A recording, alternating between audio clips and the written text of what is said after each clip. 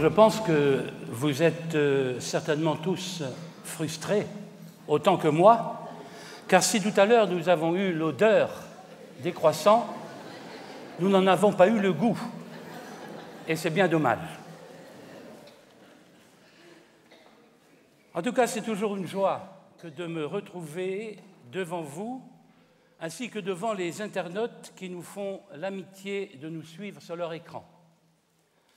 Que le Seigneur comble chacun d'entre nous de ses dons et qu'il nous permette d'y enraciner nos vies.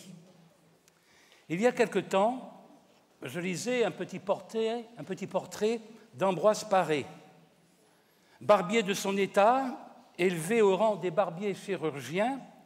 Il a été célèbre grâce à son activité sur les champs de bataille, où il a pu développer ses talents de chirurgien.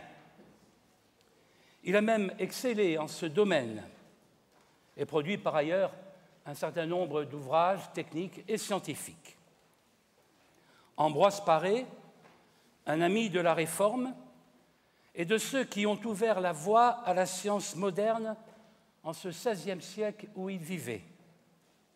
Et il nous a laissé cette pensée qui va bien au-delà de la science médicale et que chacun de ceux qui ont le souci d'annoncer l'Évangile, nous tous, par conséquent, devrions avoir à cœur, me semble-t-il, de méditer.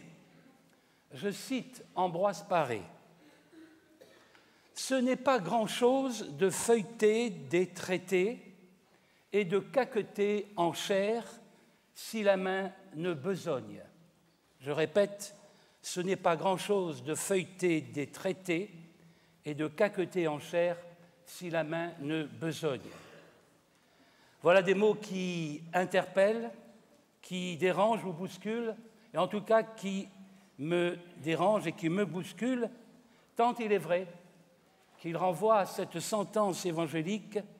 Ce ne sont pas tous ceux qui me disent « Seigneur, Seigneur » qui entreront dans le royaume des cieux, mais celui-là seul qui fait la volonté de mon Père qui est dans les cieux. Si ces pensées m'interpellent, et comment pourrait-il en être autrement, elles ne m'inhibent pas pour autant, car il me revient cette parole de Paul aux Romains, « Ainsi, la foi vient de ce qu'on entend, et ce qu'on entend par la parole du Christ.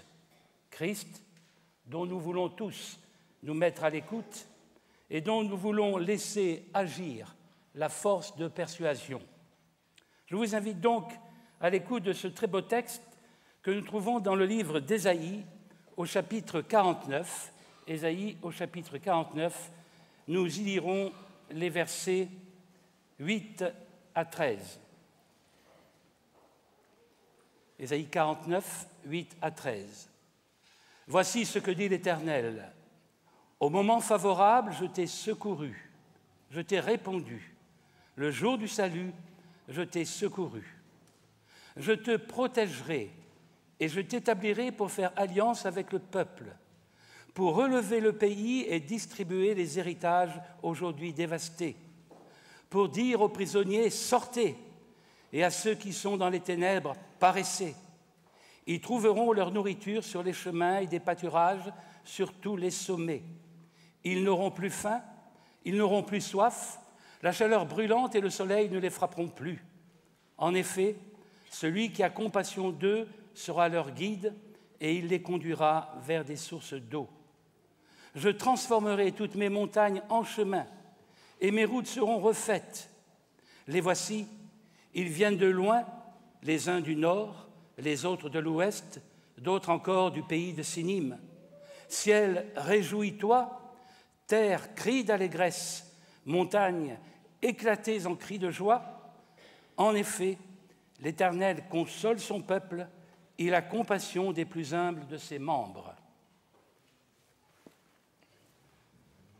Quand on lit ce texte, quand on en saisit la charge émotionnelle, quand on s'y laisse submerger, l'on conçoit aisément qu'Ésaïe, dont le nom signifie « le Seigneur sauve », mérite bien le titre de ministre de consolation pour les exilés. Et combien ceux des exilés des migrants, des réfugiés, des étrangers qui frappent aujourd'hui à nos portes seraient consolés et relevés d'avoir un tel ministre, un tel serviteur. Et nous-mêmes, qui sommes aussi des exilés, certainement moins chahutés que d'autres, mais des exilés tout de même de nos pays, de nos terres, de nos provinces, et plus particulièrement de la maison du Père. Et nous tous, donc, lorsque nous ne nous voilons pas la face, pleurons comme pleuraient les captifs près des fleuves de Babylone, combien nous aussi aimons entendre ces paroles d'Ésaïe. Paroles de réconfort, paroles qui rendent leur dignité à tous ceux qui en ont été spoliés. Ces paroles, nous les entendons comme des paroles et des promesses de Dieu. Nous les recevons comme une force agissante. Elles ont le pouvoir de nous relever, de nous ouvrir à une manière nouvelle d'être au monde, d'accueillir ce qu'il nous offre de bon ou de moins bon, et même de mauvais, et d'y voir là les circonstances qui se prêtent tout particulièrement à un engagement renouvelé en faveur du monde, des hommes, nos frères en humanité. Et ces paroles du prophète Ésaïe, beaucoup parmi nous les aimons d'autant plus que nous sommes ou nous serons bientôt dans un autre exil, celui de la retraite, sinon de la vieillesse, moment dont on parle certainement trop peu. Nous savons d'expérience combien ces moments peuvent être difficiles, soit que nous les vivions ou que nos parents ou nos amis les vivent. Difficiles parce que doit être affronté le temps de la fragilité, un temps où l'on peut devenir la proie de soucis qui accablent et de dysfonctionnements dans sa personne qui peuvent être destructeurs physiquement et moralement. Et c'est alors que dans ces temps, on en vient à se souvenir de ce que nous étions et à ce que nous faisions. Un temps apparemment heureux et pourtant, lorsque nous y réfléchissons, si souvent gaspillé. Je ne doute pas que se souviennent aussi de ce temps heureux et en tout cas moins bousculé, les hommes et les femmes jetés sur les chemins de l'exil, poussés par la misère, la guerre, la peur et la méchanceté des hommes.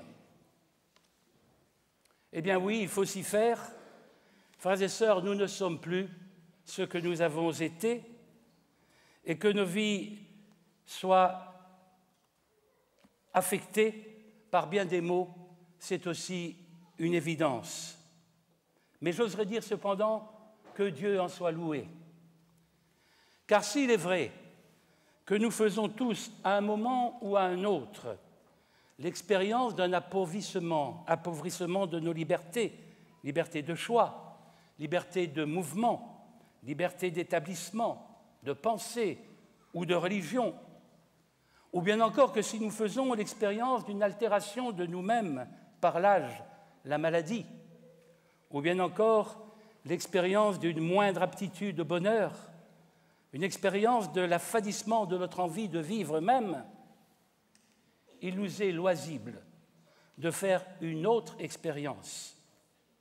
Celle-ci s'enracine dans notre certitude, nourrie par la parole de Dieu, que le temps du repos est désormais tout proche, et ainsi nous pouvons tourner nos regards vers la réalisation de l'espérance que Dieu a inscrite dans nos cœurs aussi sûrement qu'il y a mis la pensée de l'éternité. Aussi, me tournant vers vous, mes frères exilés, vers vous, mes frères retraités, que vous le soyez dans les faits ou dans vos têtes, ou même que vous en rêviez à la retraite, je vous dis qu'il n'y a pas d'instant qui ne soit pas propice au témoignage. Et de ce point de vue-là, je peux vous affirmer qu'il n'y a pas de retraite sous le regard de Dieu, il n'y a même pas de vieillesse. Bien sûr, Je ne parle pas ici du grand âge et de ses souffrances, devant lesquelles seule la présence, le silence et la prière s'imposent. Non, il n'y a que le temps favorable, le temps du salut. Un temps où, enfin, nous n'avons plus à nous préoccuper de ce que nous devons faire ou avoir, mais un temps où il nous est permis d'être. C'est là le temps du salut. Un temps offert, donné en réalité à chaque instant de la vie, mais un temps cependant dont nous devons avoir plus particulièrement conscience dans ce moment où sur les chemins de nos exils, nous voulons faire le bilan de notre vie, et aujourd'hui, c'est l'heure de l'un de ces moments. Et ce bilan, voyez-vous, il ne peut, au bout du compte, que nous appeler à être davantage pour l'autre ce vis-à-vis que Dieu veut que nous soyons toujours. Et cela est d'autant plus vrai dans les moments difficiles. Mais si l'on comprend assez bien ce que l'on devrait faire, si on sait à peu près ce que l'on devrait avoir ou posséder, en oubliant, il est vrai assez souvent, qu'aucune œuvre n'est nécessaire au salut, je ne suis pas sûr que l'on soit parfaitement au clair sur ce que l'on doit être. Et dans ce court moment de méditation, je n'ai pas la prétention d'épuiser le sujet aussi inépuisable que l'amour de Dieu est infini. J'en resterai donc à des considérations générales, mais qui n'en sont pas moins, je crois, essentielles. D'abord, je dirais que l'on ne peut être ce que l'on doit être sans la plus grande vigilance à l'Esprit Saint, à l'Esprit de vérité qui demeure non seulement auprès de nous, mais qui sera en nous, nous promet Jésus en Jean 14. Par une plus grande vigilance à l'Esprit Saint, j'entends par là qu'il nous faut accepter sa présence intime et vivante. Il nous faut accepter d'être transportés par lui, voire ballottés comme une coquille de noix sur la mer. Il nous faut donc prendre soin de ne pas brider l'élan ou les élans vitaux qui nous travaillent afin de laisser la vie qu'il suscite en nous s'épanouir à la gloire du Père et en témoignage du Fils. De fait, seul l'Esprit en nous peut rendre Dieu sensible à notre cœur. C'est l'Esprit qui nous dirige vers lui en révélant sa présence et en nous ouvrant à son projet, le projet de Dieu pour nous, pour les hommes, pour vous et moi. Or, lorsque nous lisons en Jérémie 29, à partir du verset 11, « En effet, moi, c'est Dieu qui parle, je connais les projets que je projette pour vous, oracle de Yahvé, pensée de prospérité et non de malheur, pour vous donner un avenir et une espérance », on tente souvent d'identifier ces projets et peut-être serions-nous tentés d'en dresser une liste. Et chacun aura sa liste. Bien sûr, elle variera d'un individu à l'autre en fonction de sa connaissance, de sa sensibilité ou de sa spiritualité. Qui trouverions-nous? Eh bien, certainement des projets de justice pour les hommes, de bonheur pour chacun, des projets qui feraient de nous des veilleurs et des signes d'espérance. Peut-être aussi des projets qui feraient de nous des adorateurs du vrai Dieu, sans oublier les projets de fidélité, d'obéissance et d'obéissance à la loi. Bref, des projets bons en soi et même très bons, mais qui, au total, soumettraient notre vie à des règles pour qu'elle soit heureuse.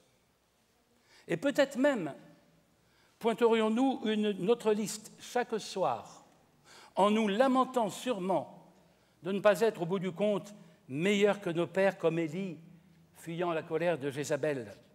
Quant à lui, Élie, il alla dans le désert à 1 journée de marche, Il s'assit sous un genêt et demanda la mort en disant « Cela suffit, Seigneur, maintenant prends ma vie, car je ne suis pas meilleur que mes pères. » Permettez-moi d'ajouter par parenthèse qu'Élie aurait eu une meilleure chance de trouver la mort s'il ne s'était mis sous un genêt, seule plante dans le désert pouvant fournir un peu d'ombre. Mais bon, frères et sœurs, soyez rassurés. Je ne dis pas que nous n'avons pas besoin de règles ou de commandements. Nous en avons même un besoin vital. Mais, car il y a un mais, à la condition cependant de bien comprendre qu'il ne saurait nullement être une contrainte extérieure qui limiterait notre liberté, ces règles, ces commandements, nous devons les entendre et les vivre comme des paroles de vie qui nous disent bien plus ce que nous sommes plutôt que ce que nous avons à faire ou ne pas faire. Lorsque le commandement dit « le 7e jour, c'est un sabbat pour l'Éternel ton Dieu. Tu ne feras aucun travail, ni toi, ni ton fils, ni ta fille, ni ton serviteur, ni ta servante, ni tes bêtes, ni les émigrés qui sont dans tes villes. » Ce n'est pas au repos forcé que ces gens sont condamnés ou que nous sommes condamnés, mais c'est nous dire et nous rappeler que nous sommes libres et libérés, co-responsables avec Dieu de la création en ce qu'elle nous est donnée. Une responsabilité que nous pouvons assumer parce qu'étant fait à l'image de Dieu, comme sa ressemblance. Et c'est cette ressemblance qui autorise le repos auquel Dieu nous demande de participer avec lui. Lorsque le commandement, un autre exemple, dit « tu ne tueras point », ce n'est pas tant l'énoncé d'une règle, d'un savoir-vivre ensemble, mais le rappel de ce que nous sommes les témoins du Christ, de son amour, et que, saisis par lui, comme le dira l'apôtre Paul, nous sommes obligés à l'amour, obligés comme lorsqu'on dit « noblesse oblige ». L'amour est vie, alors tu ne saurais tuer ou empêcher l'autre de grandir, cet autre dont tu es le frère. Enfin, lorsque le commandement dit « tu ne commettras pas d'adultère », est-ce seulement une convention sociale? Évidemment non. Ce qu'il me dit, c'est que je suis un avec mon conjoint. Je suis avec lui étreinte, et ensemble, par l'Esprit, nous sommes pris dans l'étreinte de Dieu, en sorte qu'avec lui, nous faisons un. Un qui s'édifie jour après jour par la main de Dieu. Comment, par notre adultère, pourrions-nous attenter à l'œuvre du Christ? Frères et sœurs, à l'évidence, la liste, telle que nous l'avons dressée tout à l'heure, telle que nous pouvions en envisager la mise en pratique, elle ne contient pas les projets de Dieu, qui sont projets de paix et non de malheur, afin de nous donner un avenir et une espérance. Alors me direz-vous, quels sont ces projets? À vrai dire, tous les projets dont Jérémie parle sont contenus dans un seul. Le projet de Dieu pour l'homme, c'est l'homme. Nous sommes, nous, le projet de Dieu. Nous, tels que nous sommes, avec nos insuffisances, avec nos lâchetés, nos mensonges, nos querelles d'ego, nos querelles qui se prétendent théologiques, Dieu, et c'est extraordinaire, veut faire et fait de nous ses partenaires dans sa création, et Dieu crée toujours. D'aucuns, au jugement facile, s'étonneront peut-être de la médiocrité des partenaires de Dieu. D'abord, ils se trompent, et quand bien même, Dieu fait avec ce qu'il a. Judas l'Iscariote, l'homme à l'épée ou l'assassin, n'était-il pas l'un des 12 ? Qu'est-ce qui nous distingue cependant de Judas? Par l'Esprit en nous, il nous est donné de comprendre que le projet de Dieu, que l'homme par conséquent, a vocation à vivre et à participer à la liberté même de Dieu. Oui, mais qu'est-ce à dire? Il nous faut ici nous souvenir de ce que dira Paul aux Philippiens en parlant du Christ. Que votre attitude soit identique à celle de Jésus-Christ, lui qui est de condition divine. Il n'a pas regardé son égalité avec Dieu comme un butin à préserver, mais il s'est dépouillé lui-même en prenant une condition de serviteur, en devenant semblable aux êtres humains. Reconnu comme un simple homme, il s'est humilié lui-même en faisant preuve d'obéissance jusqu'à la mort. Cette liberté de Dieu s'est exercée par Jésus-Christ en faveur des hommes. Parce que Dieu est amour, parce qu'il est bon, parce qu'il est don, il crée l'homme à son image, en libre et autonome partenaire de son amour, pour qu'il puisse jouir de ses dons. Il nous a donc créés capables d'un amour infini, à sa ressemblance, capables de créer nous aussi, mais par lui et avec lui. Et c'est pourquoi Ésaïe, au chapitre 43 de son livre, rappellera et chantera les bontés de Dieu. Il le dit en ces termes, c'est Dieu qui parle, « Je suis l'Éternel ton Dieu, le Saint d'Israël, ton Sauveur. » Mais aussi, « Voici ce que dit l'Éternel, celui qui vous rachète, votre Rédempteur, le Saint d'Israël. » Ainsi donc, frères et sœurs, être, ce n'est ni plus ni moins que ce mouvement qui nous porte vers l'autre, naturellement, volontairement, sans contrainte, si ce n'est celle de l'amour de Dieu. Vous voyez donc bien que la sainteté à laquelle nous sommes appelés, malgré ce que l'on peut entendre ici et là, elle n'est pas dans l'obéissance servile ou stérile de la loi des commandements. Elle est ce mouvement qui nous déporte et nous fait vis-à-vis de nos frères en humanité sans rien attendre d'eux en retour. C'est ce mouvement, ce décentrage de soi-même qui est à la source de la joie, de notre joie, un autre don de Dieu avec la paix qui en découle. Oh certes, nous le savons bien d'expérience, par nous-mêmes, nous sommes incapables de ce mouvement, mais par l'Esprit, tout est possible et par lui, si nous le laissons faire, nous pourrions être, selon Paul, une lettre de Christ, écrite par notre ministère, non avec de l'encre, mais avec l'Esprit de Dieu, non sur des tables de pierre, mais sur des tables de chair, sur les cœurs. Chers amis, si beaucoup d'entre nous connaissent le temps de l'exil, et nous tous, à vrai dire, nous en faisons l'expérience, n'en doutons pas, c'est un temps où nous pouvons pleinement être pour les autres par l'Esprit de Dieu qui nous soutient, le même Esprit qui a soutenu le Christ venu s'exiler dans notre monde. Nous approcher des autres, c'est dire l'Évangile, c'est proclamer la bonne nouvelle d'un Dieu qui s'est fait homme pour s'approcher de ses créatures et offrir à tous le salut. Entrons dans son sillage, nous serons ses enfants. Chers frères et sœurs, exilés ou étrangers, n'ayons pas peur et avançons en eau profonde.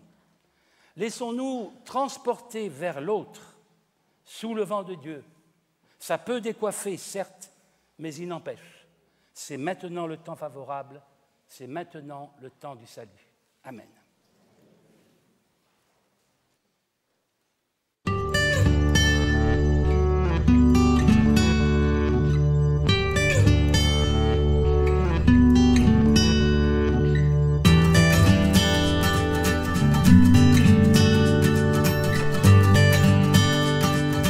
Thank you.